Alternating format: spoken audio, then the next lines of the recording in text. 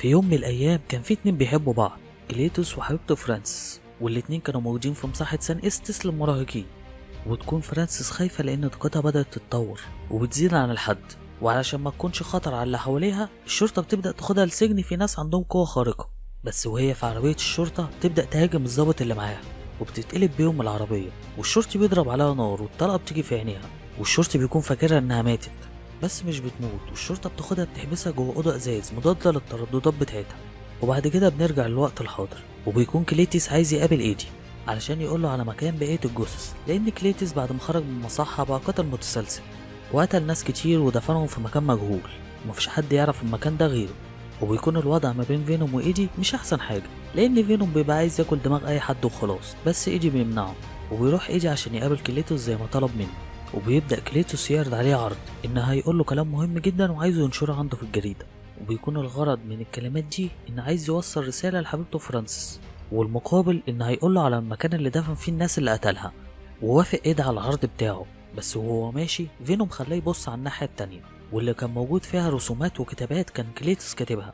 ولما بيرجع البيت بيقعد فينوم يرسم رسومات اللي شافها هناك لغاية لما بيلاقي إن رسمة فيهم شبه مكان موجود في الحقيقة، والمكان ده بيبقى هو المكان اللي موجود فيه كل الجثث اللي قتلهم كليتوس، وبيتم الحكم على كليتوس بالإعدام. وإيدي بيعمل سبق صحفي ملوش حل، وبعدها بتعرف شريك إن حبيبها كليتوس هيتعدم بعد ما تم إثبات جرايمه واكتشاف إيدي للجثث. والحياة بتبقى مع إيدي فل بعدها، وبيكون مبسوط جدا باللي عمله. بس فينوم بيبقى حاسس إن هو محبوس، وبيقول لإيدي إنه نفسه يروح البحر ويحط رجله في الرملة والهوا هيهفف شعره، بس إيدي بيقول له أنت ما عندكش شعر أصلا. فبيحس فينوم بالعنصرية كده ويبدأ يقول لإيدي أنا عايز آكل، ويقول له إيدي كل الفرختين دول، بس فينوم بيعترض وبيقول له الفرختين دول بقى أصحابي خلاص ما ينفعش أكلهم. فبياخده ويروح السوبر ماركت عشان يجيب شوكولاتة، لأن المادة الوحيدة اللي يتغذى عليها فينوم مش موجودة غير في الدماغ والشوكولاتة، ولكنهم ما بيلاقوش شوكولاتة في السوبر ماركت، فبيضطر يروح لمزرعة فراخ ويبدأ ياكل الفراخ اللي هناك.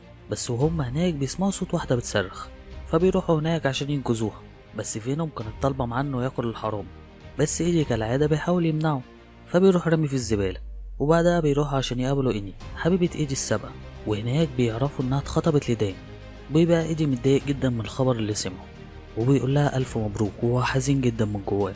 وبتكون اني شاكة ان فينوم لسه عايش ما ماتش، لان ايدي في نهاية الجزء الاول قال لها انه مات. وبتبدأ تكلم فينوم مباشرة وبتقول له خلي بالك من ايدي. وبعدها ايدي بيسيبها ويمشي وهو حزين جدا من جواه. بيسوق الموتوسيكل بتاعه بسرعة عالية جدا، ويوقفه فينوم وبيقول له انه ممكن يشفيه من الجروح الجسدية بس ما يقدرش يشفيه من جرح القلوب، وانه لازم يكمل حياته، وان فينوم هيحاول يساعده على كده.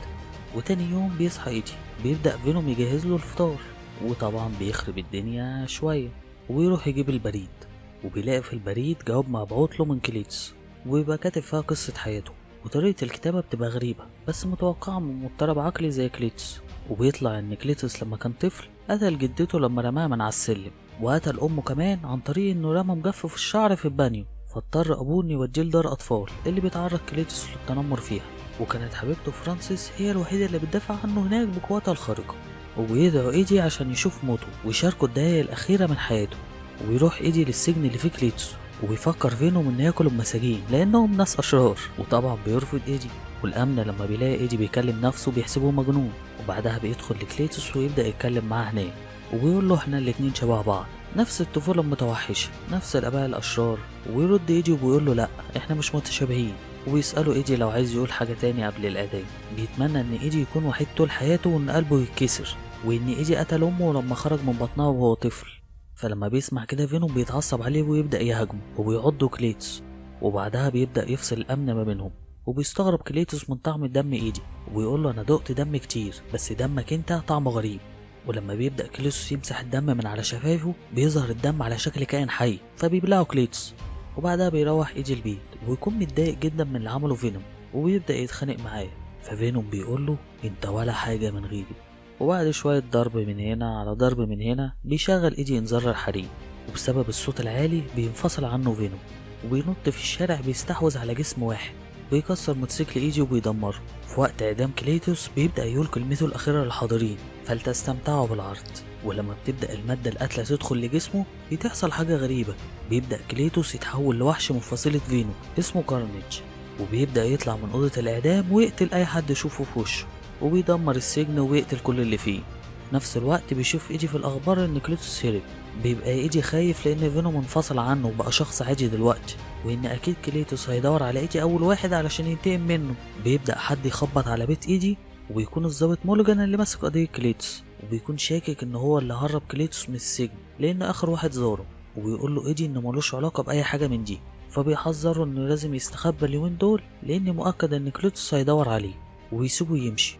وبيقعد إيدي يدور على أي حاجة ممكن تعرفه كليتوس عايز يعمل إيه، لغاية لما بيعرف اسم المصحة اللي كان فيها من الرسومات اللي موجودة على الجواب اللي بعتهوله.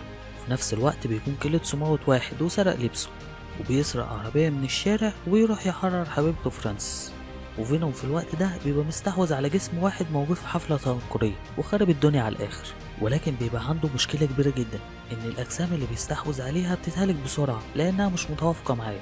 في الوقت ده إيدي بيروح المصحة وبيلاقي شجرة هناك محفور عليها أول حرفين من اسم كليتوس، ويبقى في اسم تاني معاه ولكنه ما بيبقاش عارفه. فبيبدأ يتصل بالشرطي مولوجان وبيقول له على اللي هو توصل ليه، وبيسأله عن اسم الشخص التاني لو كان يعرفه. فبيقول له أيوه، دي فرانسيس حبيبة كليتوس، بس هي ميتة دلوقتي لأن أنا اللي قتلتها. وبيطلع إن مولوجان هو الشرطي اللي ضرب النار على فرانسيس وهم بينقلوها، وهو طبعا فاكر إنها ماتت. في نفس الوقت كليتوس بيدخل سوبر ماركت وبيقتل الراجل اللي جوه، وعن طريق اللابتوب بتاعه بيعرف مكان فرانسيس، وبيروح على هناك وبيبدأ يقتل في اللي موجودين وبيحرر فرانسيس. تبدأ تحصل مطاردة ما بينهم وما بين الشرطة، وبيتحول كليتوس لهيئة كارنيجي الكاملة واللي بيكونوا عملاق وقوي جدا، وبيقتل يمين وشمال في البوليس. ولما بتيجي فرانسيس تحاول تساعده، موجات صوتها بتأثر على كارنيجي وبتضعفه، ولكن في النهاية بيقدروا يهربوا. في نفس الوقت بيوصل فينوم للسوبر ماركت بتاعت شين وبيقول لها انه جعان جدا، وبيبدأ يستحوذ على جسمها لأن الجسم اللي كان استحوذ عليه بيبقى خلاص بيودع. تبدأ الشرطة بعدها تستدعي إيدي، بيقولوا له إن في وحش عملاق هاجم المختبر اللي كان فيه فرانس، وإنه لو يعرف أي حاجة عن الموضوع ده لازم يقول دلوقتي. فبيطلب إيدي منهم إنه يعمل اتصال ويتصل بآني، وبيقول لها إن فينوم لسه عايش وإنها لازم تدور عليه وتجيبه علشان يعرف يوقف كليتوس.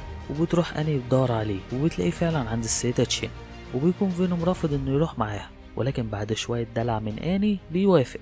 في نفس الوقت بيكون كليتوس وفرانسيس ناويين يتجوزوا، ولكن في الأول بيبقوا عايزين ينتقموا من إيدي وموليجان. وتروح آني للسجن اللي فيه إيدي وبتطلعه، ولكن فينوم بيرفض إنه يرجع لإيدي تاني، وبيطلب منه إنه يعتذر له الأول عشان يرجع جسمه. بعد شوية اعتذارات وتفخيم في الأستاذ فينوم بيوافق إنه يرجع له، ويروح كليتوس يخطف الشرطي موليجان، وبتروح فرانسيس تخطف آني وبتقول لدان إنه يبلغ إيدي إن راسه قصاد راس آني. في نفس الوقت اللي بيعملوا في مراسم الجواز بيروح لهم إيدي، وبيتحول كليتوس لكارنيج وبيقول له أهلا يا بابا، ولكن أول ما بيشوفوا فينوم بيخاف منه لأنه سيمبيتس أحمر. وبيقول لإيدي مع نفسك أنت، ها لازم نمشي من هنا بسرعة، أنا هتتفاهم الوضع. وإيدي بيقول له معلش يطلع قتله وهسيبك تاكل كل الناس اللي بتحلم بيهم. فبيوافق فينوم وبتبدأ المعركة ما بين فينوم وكارنيج، ويكون كارنيج أقوى من فينوم بكتير.